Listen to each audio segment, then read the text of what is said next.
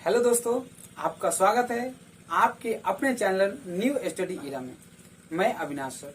आज मैं आपको कोशिका चैप्टर लेके आया हूँ, जो आपको कोशिका के विषय में पूर्ण तरह से जानकारियाँ मिल जाएगी। जो कोशिका का क्रियाकलाप, कार्य, संरचना, बनावट या जो भी चीजें उसमें काम किया जाता है, पूरी दुनिया में सबसे बड़ा सबसे छोटा क्या है, वो सब हम आपको आज इस कोशिका चैप्टर में लेके आया हूँ। इससे पहले मैंने एक और भी वीडियो डाला है जो बायोलॉजी का पूरा जो डिफिनीशन है या उसका पद परिचय है, मैंने उसमें दे दिया है, और सभी जीव का जो वर्गीकरण है उसको मैंने उसमें दर्शा दिया है। आप उस वीडियो को देख सकते हैं, डिस्क्रिप्शन में उसका लिंक दे दिया गया है। तो चलिए हम कोशिका को शुरू करते हैं। कोशिका यानी सेल। ये जो सेल जो है इसका नाम साइटो है। कोशिका का नाम साइटो है। कोशिका के अध्ययन को साइटोलॉजी कहते हैं। कोशिका की खोज सर्वप्रथम रॉबर्ट हुक ने किया था, और वो भी मृत कोशिका की।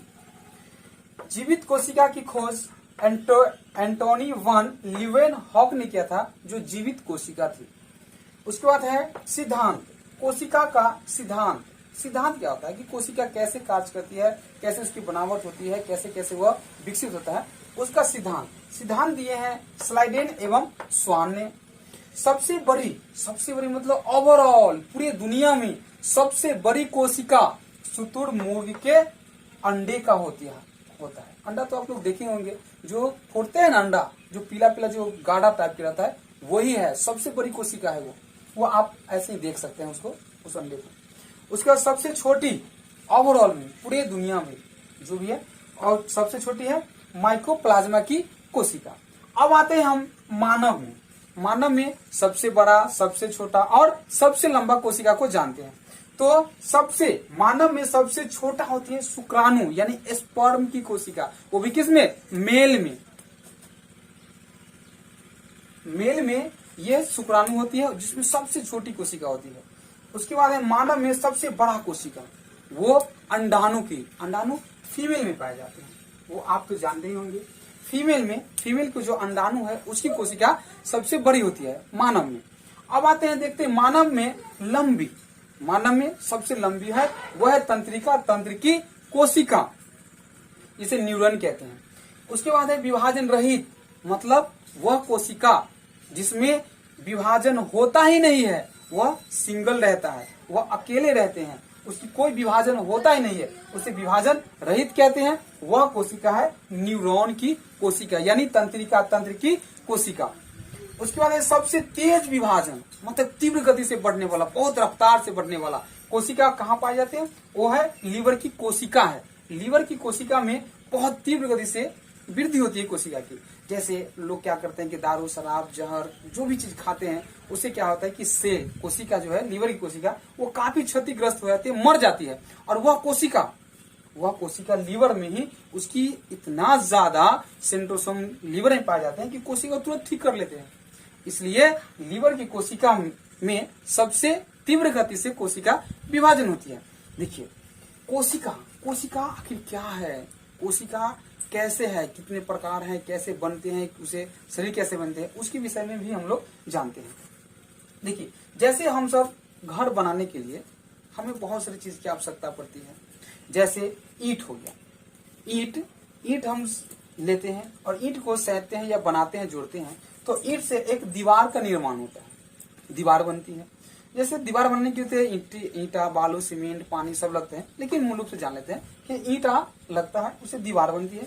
दीवार से कई दीवार जो होते हैं तब बन के एक कमरा का निर्माण होता है, और कई कमरा मिल के और एक बड़ा सा घर, बड़ा सा मकान का निर्माण होता है। ठीक उसी प्रकार हमारे शरीर की जो कोशिका होती है वो सबसे छोटी है, संरचनात्मक कार्यात्मक इकाई है, सबसे छोटा है।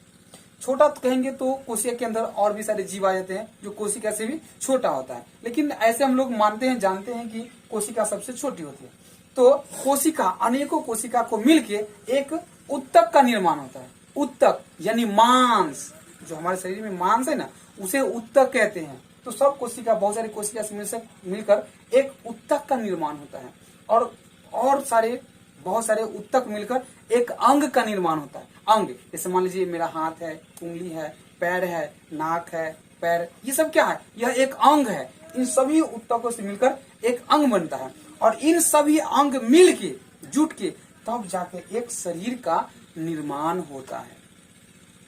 चलिए, तो इस प्रकार से कोशिका से मिलकर शरीर बनते हैं, पादप हो, जंतु हो, सभी का बनते हैं। तो अब हम इसका चैप्टर अगला पार्ट जो है, अगला आगे की ओर बढ़ते हैं, जो देखिएगा। तो अभी हमने देखा कि कोशिका के विषय में जाना कि ओवरऑल में सबसे बड़ा, सबसे छोटा, सबसे लंबा, फिर मानव में सबसे बड़ा, सबसे छोटा, लंबा, इसको देखा है।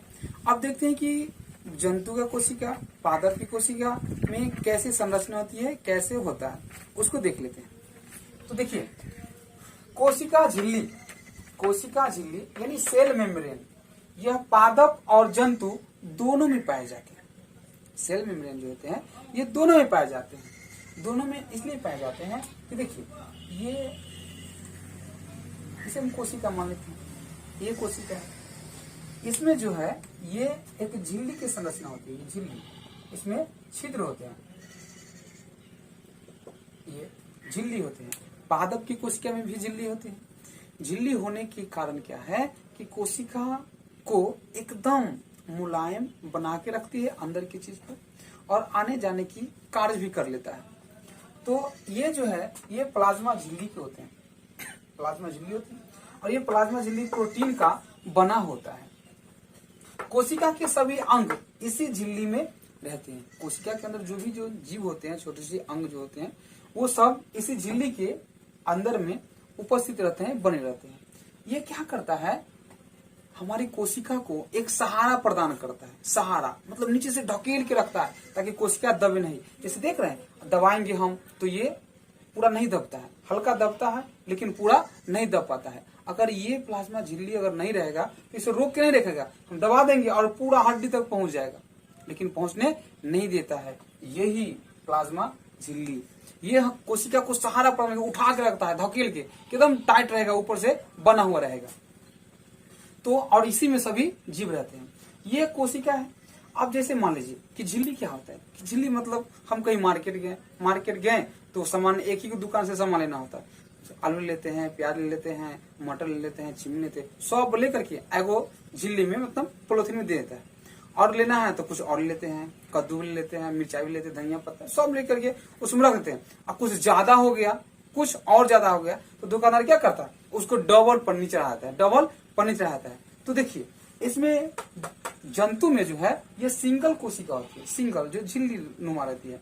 और जैसे ही पादप में हम आ जाएंगे तो यह जो है एक डबल झिल्ली हो जाएगी, डबल, और इस प्रकार से संरचना हो जाएगी। इस प्रकार से संरचना हो जाएगी, जो यह अर्ध पारगम्य होती है। और जंतु की जो कोशिका होती है वह अर्ध पारगम्य होती है, जिसे चयनात्मक झिल्ली कहा जाता है। जंतु की कोशिका में कोई कण जो होते हैं वह अंदर जा सकते हैं, कुछ अंदर से बाहर आ सकते हैं, इसलिए जंतु की कोशिका को चयनात्मक झिल्ली कहा जाता है। चलिए अब देखते हैं हम कोशिका भित्ति मूल रूप से पादप में पाए जाते हैं, पादप में यानी ओनली प्लांट में। इसे कोशिका भित्ति को सेल वाल भी हम लोग कहते हैं। और ये सेल वाल जो है पादप में जो पौधे हैं वह सेल्यूलोज का बना होता है। पादप की कोशिका सेल्यूलोज की बने होते हैं और यह सुरक्षा प्रदान करता है। आप देखते होंगे कि हम सबों की अपेक्षा पादप की कोशिका काफी कठोर होता है। उसे ऐसे दबाएंगे तो वह इस तरह से स्पॉन्जिंग नहीं होगा, वह नहीं दबेगा, वह कठोर होगा। हम कह रहे थे कि पादप की कोशिका जो होती है वह कठोर होती है। हम सब जैसे है, कहीं अगर है तो लचीलापन है। पौधा को तो कुछ सुरक्षा नहीं देता है, पौधा कुछ सुरक्षा देता है, नहीं देता है। वो जंगल झाड़ी रोड सड़क कहीं पे रहता है, कोई आए, कोई जानवर ही आया, धक्का मार दिया, खखोर दिया, छील दिया, फिर भी क्या होता है, वो टाइट रहता है, खड़ा रहता है। और हम सबको अगर कोई मार दे तो गिर जाएंगे, कहीं से फटिए जाएगा, टूटिए जाएगा, लेकिन वह उसको आंतरिक सहारा प्रदान दे करके उसे कठोर बना के रखता है। देखिए सेल्यूलोज क्या है, क्या हम सब जो कपड़ा पहनते हैं सेल्यूलोज का, कागज जो अखबार होता है पेपर, वो किसका बना होता है, सेल्यूलोज का। नोट किसका बना होता है, सेल्यूलोज का। देखिए यह सेल्यूलोज कितना काम आता है और यही सेल्यूलोज पौधे को एक सुरक्षा और कठोरता प्रदान करता है। अब आते हैं हम लोग कोशिका के अंदर। कोशिका के अंदर जो भी चीज पाए जाते हैं, जैसे मान लीजिए माइटोकॉन्ड्रिया हो गया, उसके बाद न्यूक्लियस हो गया जो केंद्रक होते हैं, राइबोसोम हो गया, उसके बाद और सारे जो भी है गोल्गी बॉडी जो भी है, सभी चीज कोशिका के अंदर में पाए जाते हैं। तो उसमें हम सबसे पहले माइटोकॉन्ड्रिया को देख लेते हैं। माइटोकॉन्ड्रिया यह शरीर में के अंदर कोशिका का बहुत मूलभूत काम करने में सबसे इम्पोर्टेंट होता है, क्योंकि माइटोकॉन्ड्रिया जिसे सूत्र कणिका कहते हैं, इसकी खोज अल्टमैन नामक वैज्ञानिक ने किया था। माइटोकॉन्ड्रिया में आंतरिक श्वसन होता है। आंतरिक श्वसन तो दो प्रकार की होती है, हम ये श्वसन चैप्टर में पढ़ेंगे। और हमारे शरीर के अंदर कोशिका के अंतिम भाग में माइटोकॉन्ड्रिया श्वसन की कार्य करती है। और श्वसन की कार्य करने के बाद जो भी हमारे शरीर को ऊर्जा मिलती है वो कौन देता है? माइटोकॉन्ड्रिया तोड़ के देता है।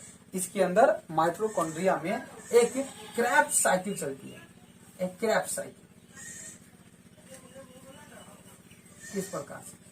इस प्रकार से क्रेब्स साइकिल चलती है, जो जितने भी ब्लड हो, हवा हो, सभी आते हैं और इसमें टूटते गिर जाता है। इसकी खोज एक क्रेब्स नामक वैज्ञानिक ने किया था। क्रेब्स नामक वैज्ञानिक ने इसकी खोज किया था और उसी ने बताया कि यह कोशिका के अंदर माइटोकॉन्ड्रिया में जो भी हवा या खून, ब्लड जो भी जाते हैं श्वसन के उपरांत, वो क्या होता है? क्रेब्स साइकिल के द्वारा टूट के और 38 एटीपी का निर्माण होता है। 38 एटीपी का निर्माण होता है और तब जाके एक ग्लूकोज की उत्पत्ति होती है, बन पाता है। और वह ग्लूकोज हमें ऊर्जा देती है, एनर्जी देती है, पावर देती है, जिसे हम बोल पाते हैं, चल पाते हैं, खा पाते हैं, दौड़ पाते हैं या किसी प्रकार की काम कर पाते हैं। तो हमने ये कुछ जो कोशिका के अंदर जो पार्ट पाए जाते हैं उसके विषय में देखा, और यह कोशिका के जितने भी जीव कोशिका के अंदर पाए जाते हैं वो वीडियो हम अगले वीडियो में लेके आएंगे। तो आई होप आप समझे होंगे। तो इस वीडियो को लाइक, सब्सक्राइब एंड शेयर जरूर कीजिएगा। Thank you.